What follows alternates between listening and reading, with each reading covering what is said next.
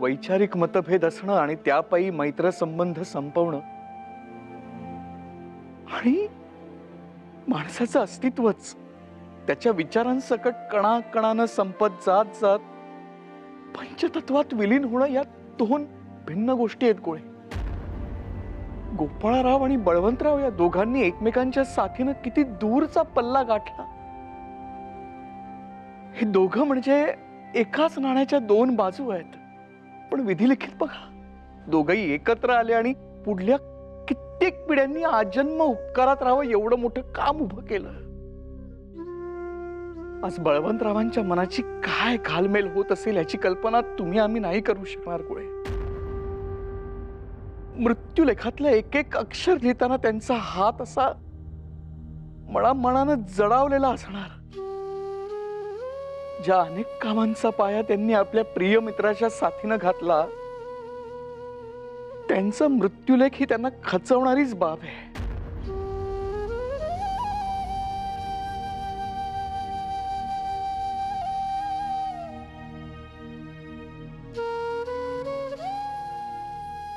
पाहिलं, एकीकडे बळवंतराव हाताने अग्रलेख लिहितायत आणि दुसरीकडे डोळ्यातून अश्रुधारा थोपवण्याचा प्रयत्न चाललाय.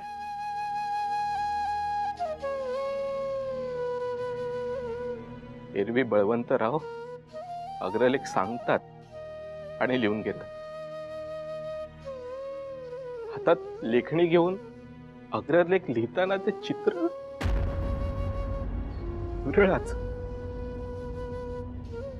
त्यांना एकाग्रतेने लेख लिहिताना बघणे म्हणजे सुरेख दृश्य हो. पण आज हे दृश्य बघताना मन गलबलून गेले हो. बळवंतरावांना केसरीतला अग्रलेख लिहून घ्यायला किती वेळ लागतो गोळे? फार फार तर अर्धा तास. कारण त्यांची तत्वचिंतनाची बैठक आणि चित्त विचलित होत नाही. ते कधीही अस्वस्थ नसतात. त्यांना काय लिहायचं हे पूर्ण माहिती असतं. आज पाहिलं, 2 तास उलटले पण अग्रलेख काही पुरा व्हायचं नाव घेत नाही. स्वतःच्या भावनांना आवर घालणं त्यांना किती कठीण जात.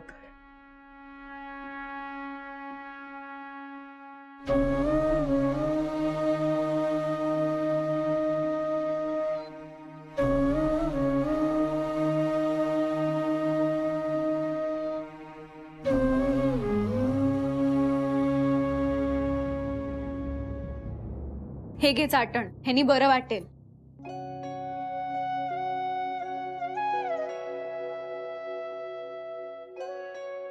लग्न झालं आणि अगदी पोक्त बाईसारखी शहाणी झालीस हो कृष्णे. बरं वाटलं मला. असाच समजुतीने संसार कर. करेन मी संसार. आता काय सासर घरी उठता बसता तुझा उद्धार होऊ द्यायची नाही. आई, विशूला नीट तपासलंय ना? गाठभीट नाही ना झालेली? गाठ? कसली गाठ? आणि त्याचा आणि तापाचा काय संबंध? म्हणजे तुला काहीच माहिती नाहीये? नाही. अगं, बाहेर जरा प्लेगची साथ आल्यासारखं वातावरण आहे. हे काय आता नवीन? अगं, यात आधी काखेत किंवा जांघेत गाठ उठते, मग ताप येतो आणि 4-6 दिवसात. काय 4-6 दिवसात काय? अगं, सगळ्यांना नाही होत. ते जास्त झालं तरच होतं. म्हणजे तसं. काय बोलतेस? बोलतेस का पुढे? 4-6 दिवसात काय? काहींचा मृत्यू होतो. अगं काय कृष्णा, एवढी मोठी झालीस ना तरी अजून कुठे बोलावं, काय बोलावं याचा जराही पोचपास नाही का ग तुला? भरल्या घरात काहीतरी अभद्र बोलायचं म्हणजे काय? यात अभद्र काय? मी काळजीने बोलतेय. हा संसर्गजन्य रोग आहे. घरात एकाला झाला तर सगळ्यांना होतो. तुझ्या कानावर घालतेय तर. मग आता कसं करायचं ग? या आधीही प्लेगच्या साथी येऊन गेल्या आहेत. आजाऱ्यांना कधी कधी घरातून बाहेर ठेवावं लागतं. काही वर्षांपूर्वी लंडनमध्ये ही साथ येऊन गेलीये. वा, लग्नानंतर माझी ताई हुशार झाली आहे. बरं वाटतंय का थोडं? हुशार तर काय आहातच तुम्ही सगळी. दादांवरच गेलायत तुमच्या. आणि या बयाबाई काय, वेळ मिळाला आणि कुणी काही बोललं नाही तर सबंध दिवस नुसतं पुस्तक वाचत बसतील. जा बाई, तू नेहमी मलाच टोचून बोल. आता एवढं वाचतीये म्हणून बाहेरच्या जगात काय चाललंय ते कळतंय. नुसतं घरात बसून थोडी हे कळणार आहे. बर, काय चाललंय बाहेरच्या जगात? प्लेगचं तर आहेच, पण यावेळी जरा दुष्काळाचं पण आहे. थोडी काळजी घेतली पाहिजे, इतकंच माझं म्हणणं आहे. आणि तू नको ग घाबरूस. गाठबीट नाहीये ना, मग झालं तर. पण काहीही शंका आली तर लगेच सरकारी इस्पितळात घेऊन जा. घरच्या घरी काही औषध पाणी करत बसू नकोस. काय? बर.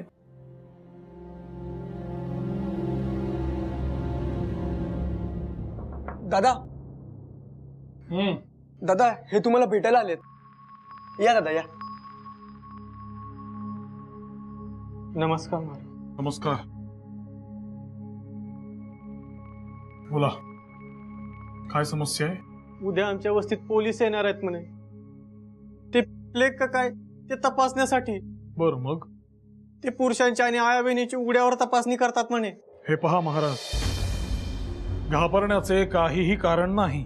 हा रोगच असा आहे की आजार नेमका कुठं आहे हे सरकारला कळणं आवश्यक आहे.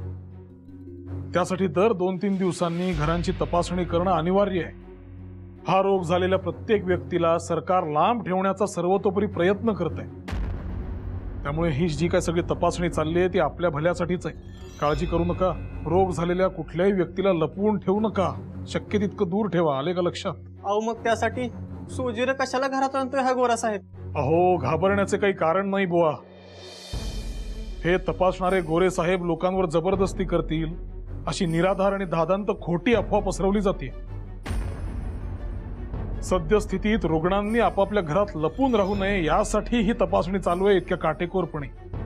कुठलाही रुग्ण स्वतःच्या घरात लपून राहिला तरच बळाचा वापर केला जाईल, अन्यथा कुणीही छळ करणार नाही. सक्त ताकीदच दिली आहे गव्हर्नर साहेबांनी. काळजी करू नका. दादा एक विचारू का? घरातल्यांना हाय तसं बाहेर काढून पार नागवा करून तपासणी करतात. घरातल्यांची चोर दरोडेखोर असल्यासारखी झडती घेतात म्हणे. अहो टिळक महाराज, आता तुम्हीच सांगा. घरात तानी पिती पोरं, म्हाताऱ्या कोताऱ्या आया बाया, आम्ही कसं करावं? हे पहा, कोणताही पुरुष सोजीर कुठल्याही स्त्रीला स्पर्श करणार नाही. अशा कामासाठी महिला डॉक्टरची नियुक्ती केली जावी असा नियमच सरकारने केलेला आहे. घराच्या कोणत्याही भागात शिरून देवाला विटाळ करू नये आणि लोकांच्या धर्मभावना दुखावू नयेत अशी सक्त ताकीद गव्हर्नर साहेबांनी दिलेली आहे. तुम्ही मात्र काहीही लपवून ठेवू नका. ही आजाराची साथ गंभीर आहे. आपण सरकारला साथ दिली नाही तर आपल्याला फार भयंकर परिणामांना सामोरे जावे लागेल. त्यामुळे तुम्ही देखील सहकार्य करा. घाबरून जाऊ नका. ठीकच म्हणायचं. आता तुम्ही म्हणताय तर तसंच करतो. या, झाले का शंकांचे निरसन?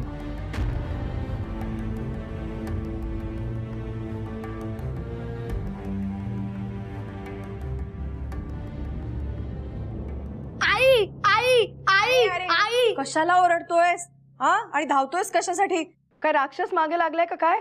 नाही, राक्षस नाही. मी आता रस्त्यावर सैनिकांची तुकडी पाहिली. ते सगळे असे कवायत करत जात होते आणि ते म्हणे घराघरात जाऊन प्लेगचे रोगी शोधणार आहेत. आपल्याही घरी येतील का ते? काय की बाई, तुझ्या दादांनाच विचार हो तू.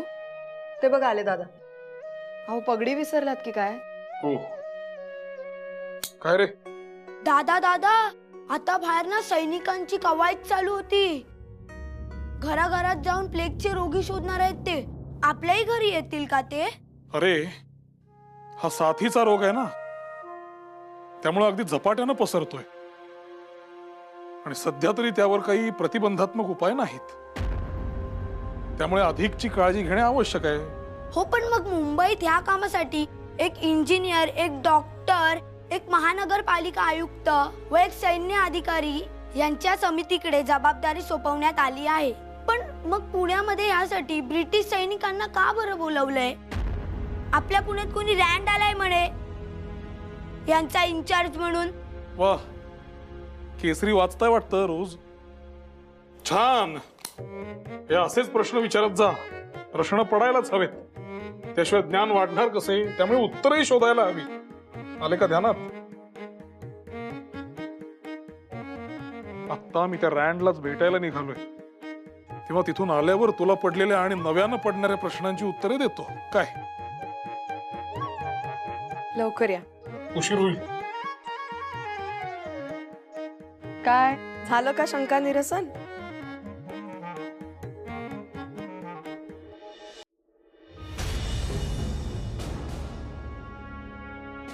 Mr. Rand, due to the superstitions, the people look at hospitals as the breeding ground for death. And that's why I rather insist,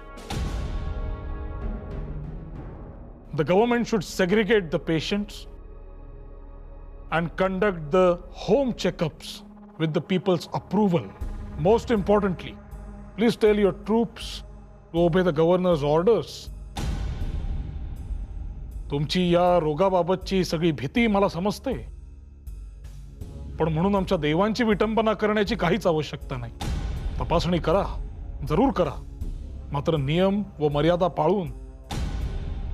लोकांना धाकधपटशाने सांगण्याऐवजी या विषयावर लोकांचे प्रबोधन केले असा रोग लवकर आटोक्यात येईल असे आम्हाला वाटते. I understand your concern. I will certainly issue instruction regarding this. आणि आणखी एक महत्वाची सूचना. प्लेगच्या रुग्णालयांमध्ये हिंदू उच्चवर्णीयांसाठी आणि विशेषतः स्त्रियांसाठी वेगळी सोय असावी. सोवळ्या ओवळ्याचे वगैरे पालन होणार नाही या भीतीने लोक इस्पितळात दाखलच होत नाही. हे असे होता कामा नये आणि यासाठी आपण काळजी घ्यायला हवी. According to government officials, all of the claims made by public were motivated by prejudice. Inform everyone not to leave the city. We will build the special hospital for Hindus in Pune. Do you accept it?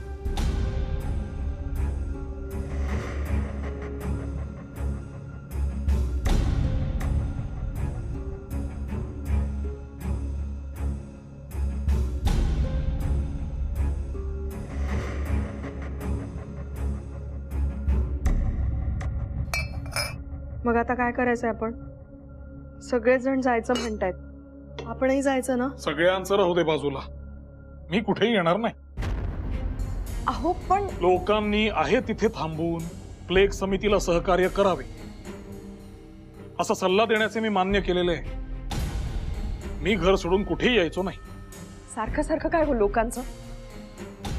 आणि मग घरात जे ते लोक नाहीत वाटतं? घरात लहान मुलं आहेत, त्यांना जर काही झालं तर त्यांची काळजी नको करायला?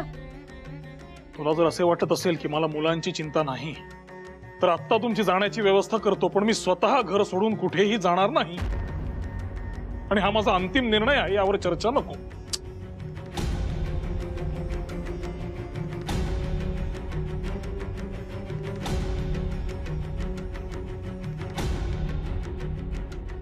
भामे, भेदरलेल्या लोकांना धीर देणं आता फार महत्वाचं आहे. लोक भीतीने घरदार सोडून नेसत्या कपड्यांनीशी निघून जात आहे.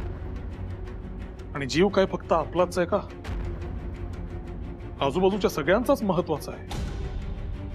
आणि संकट समोर आलं रे आलं की पळून गेलेल्या सुशिक्षित नेत्यांसारखं वागणं मला जमायचं नाही. पळून जाण्याचा माझा मुळात स्वभावच नाही, हे तुला चांगलंच ठाऊक आहे. मी लढणार, मग ते संकट प्लेगचं असो वा आणखी कुठलं. पण संकटांना पाठ दाखवून घाबरून पळून जाणारा तुझा नवरा नव्हे, हे आता मी का तुला सांगायला हवे? संकटांच्या डोळ्यात डोळे घालून त्यांच्याशी लढणारा पती मिळाला म्हणून अभिमान बाळगू का मुलांच्या काळजीने जीव घाबरा झालेली आई म्हणून गाठोडं बांधायला घेऊ, हे कळेनासं झालंय मला. छातीचा कोट करून तुम्ही असे लढत असताना एक वेळ तुम्हाला जर काही झालं तर पत्नी म्हणून मी धाडस दाखवे नाही, पण माझ्या मुलांना जर काही एक झालं तर मात्र बघ.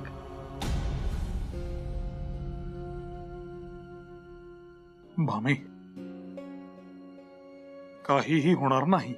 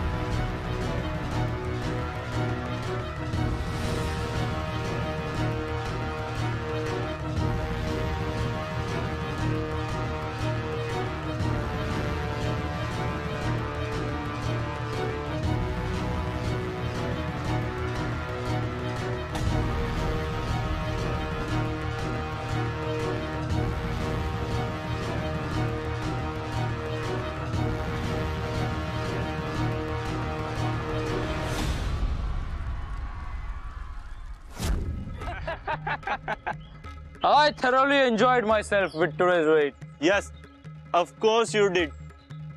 You found absolute treasure today. These Indians are such fools. What do they think of themselves?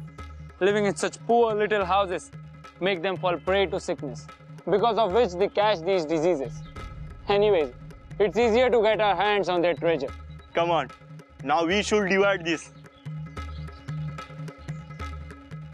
It's going to be fun, lighting up so many bonfires every day.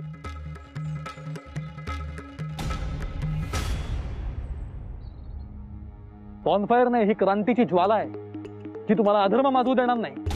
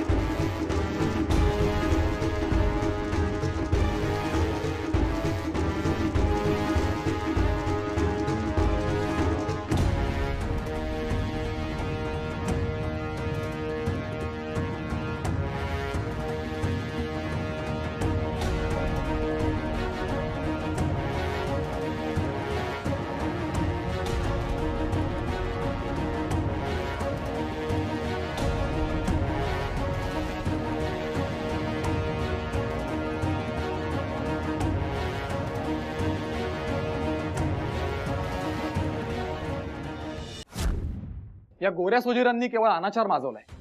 सबंधच्या सबंध कुटुंब या रोगाने ग्रस्त झाल्यामुळे मृतदेह स्मशानापर्यंत नेलाही कोणी नाही, आणि नेलाच तर भडागणी द्यायला एकही नातेवाईक उरला नाही, अशी भयानक अवस्था आहे. कित्येक घरातील करता पुरुष हा रोगाच्या संसर्गाच्या संशयाने उचलून नेल्या कारणाने मागे पडलेल्या स्त्रियांची परिस्थिती आता बिकट होत चालली आहे.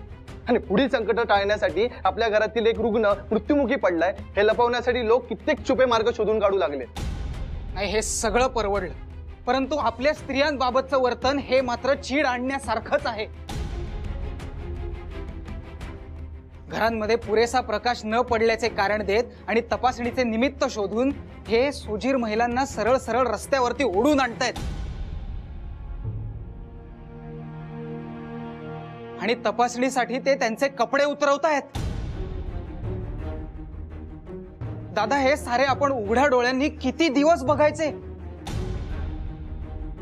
आणि तोंड दाबून किती दिवस सहन करायचे?